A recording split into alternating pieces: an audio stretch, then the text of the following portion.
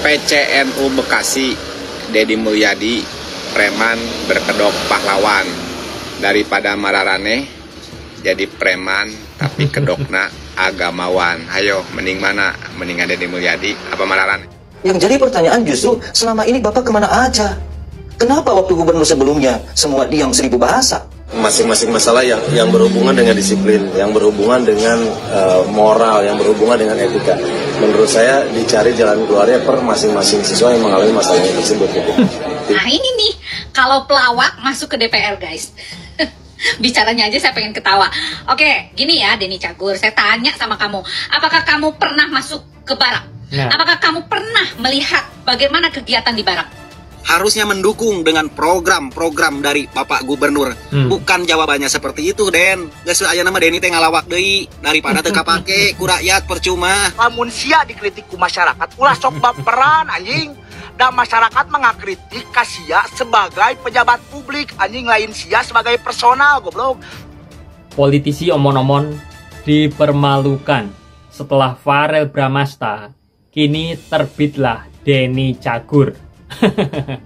Niat hati ingin mengkritisi kebijakannya Kang Deddy Mulyadi, lah kok malah buka borok sendiri.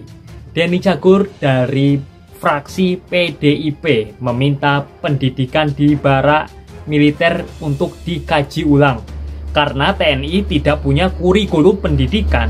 Lah memang sejak kapan ini TNI ada kurikulum pendidikannya? Memang agak lain ini. Ya gini nih, kalau pelawak jadi anggota dewan, jadi cuma ikut-ikutan doang ya. Aduh.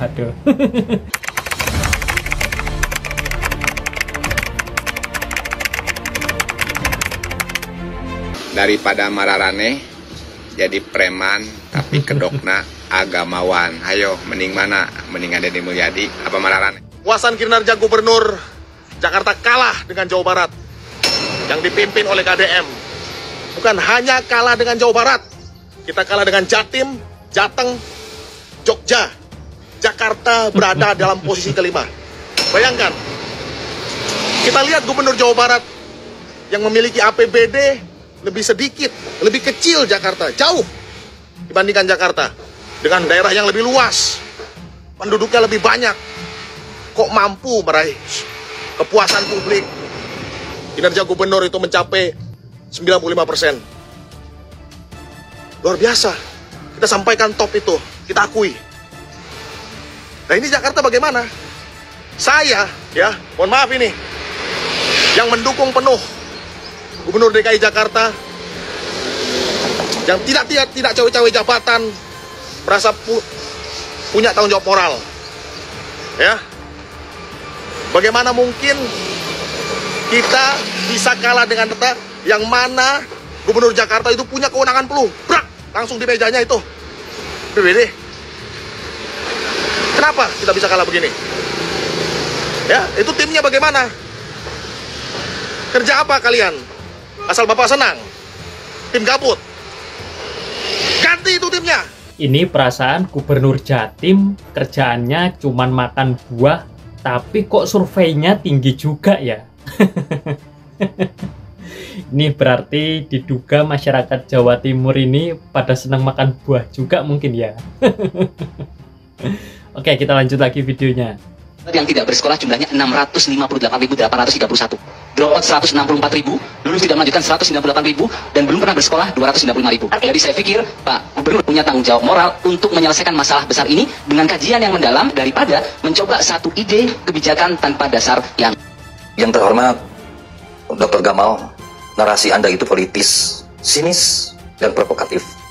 Seolah-olah KDM lebih mementingkan anak nakal ketimbang 650.000 anak putus sekolah. Tapi bukan begitu konsepnya, Pak. Dina bahasa Sunda aya peribahasa, sabuni bunina nyumputkeun tarasi pasti bakal kaambeug. Serapih-rapihnya kalian menutupi kasus, toh kalian sendiri yang membukanya. Kalau memang benar ada 650.000 anak putus sekolah di Jawa Barat, tentu itu ada di 2 periode Kang Aher dan 1 periode Kang Emil. Karena mustahil KDM yang baru menjabat 100 hari serentak 650.000 anak putus sekolah. Tentu itu di masa kepemimpinan Kang Aher dan Kang Emil. Pertanyaannya, kenapa kok baru sekarang ribut soal 650.000 anak gak sekolah? Angka itu kan bukan muncul tiba-tiba pas KDM dilantik. Yang jadi pertanyaan justru selama ini Bapak kemana aja? Kenapa waktu gubernur sebelumnya semua diam 1000 bahasa? Kalian duduk tenang dalam senyap waktu itu bukan karena tak paham problematika bangsa, tapi karena terlalu sibuk mengunyah manisnya kue anggaran yang disuguhkan oleh gubernur yang lalu. Diamnya kalian waktu itu bukan lagi tanda bijak, melainkan isyarat kenyamanan dalam zona kompromi. Diamnya kalian bukan hening yang berpikir, melainkan senyap yang membiarkan. Ketika suara wakil rakyat telah dibungkam oleh kepentingan pribadi, maka demokrasi hanya tinggal seremoni. 650.000 anak tidak sekolah pada saat itu menjadi bukti jika hubungan antara legislatif dan eksekutif lebih menyerupai simbiosis saling menguntungkan ketimbang mekanisme check and balance. KDM baru kerja 100 hari, tapi sudah memulai beresin benang kusut yang ditinggalkan bertahun-tahun. Mulai dari menghapus beban biaya studi tour dan wisuda yang memberatkan orang tua, itu semua salah satu upaya supaya rakyat tidak terbebani biaya sekolah, biar tidak ada yang putus sekolah. Beliau sampai turun langsung ke masyarakat untuk mendengar dan merespon kebutuhan real warga. Itu bukan pencitraan, tapi bentuk keberpihakan. Dan soal 6 miliar untuk pembinaan anak-anak yang tersesat jalan, yuk coba buka perspektif. Mereka bukan kriminal yang harus dibuang, tapi mereka adalah anak-anak yang butuh diselamatkan. Negara hadir bukan cuma untuk yang berhasil dan patuh, tapi juga untuk mereka yang paling rentan dan rawan terjerumus. Jangan buru-buru menghakimi langkah yang baru dimulai. KDM sedang bekerja, dan kerja itu bukan soal sensasi, tapi keberanian mengambil keputusan yang mungkin tidak populer, tapi dibutuhkan. Kritik itu penting, tapi mari juga adil. Beri ruang kepada pemimpin yang benar-benar turun tangan dan peduli, bukan hanya mereka yang pandai bermain kata-kata. Salam hormat, Sampurasun. Menurut saya sebenarnya kita harus selesaikan permasalahannya dari karena masing-masing siswa itu kan permasalahan berbeda-beda, belum tentu berhubungan dengan kedisiplinan. Jadi dalam permasalahan yang berbeda-beda, menurut saya harus diselesaikan dengan masing-masing masalah yang berhubungan dengan disiplin, yang berhubungan dengan moral, yang berhubungan dengan etika. Menurut saya dicari jalan keluarnya per masing-masing siswa yang mengalami masalah tersebut. Gitu. Tidak melulu satu barak militer menjadi satu-satunya solusi. Menurut saya itu perlu dikaji ulang. Dalam sisi menegakkan disiplin mungkin bisa, tapi sekali lagi TNI tidak memiliki kurikulum dalam bidang pendidikan. Selain itu juga jika pendidikan itu berlangsung selama 6 bulan, bagaimana dengan pelajaran siswa di sekolah, apakah akan tertinggal atau seperti apa? Jadi menurut saya perlu memerlukan pembahasan lebih lanjut, apakah ini benar-benar yang terbaik. Tapi reaksi para wali murid malah ekspektasinya luar biasa. Iya, mungkin dalam waktu singkat bisa menunjuk. Nah ini nih, kalau pelawak masuk ke DPR guys. Bicaranya aja saya pengen ketawa.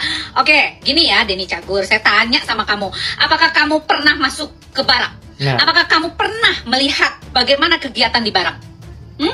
Saya tanya sama kamu, kalau kamu bicara tentang moral, kamu benahi dulu tuh kurikulum yang ada di sekolah. Kembalikan mata pelajaran pendidikan moral Pancasila, budi pekerti, dan banyak lagi hal-hal yang sudah ditiadakan di dalam kurikulum tentang bagaimana mendidik secara moralitas, kedisiplinan, dan sebagainya.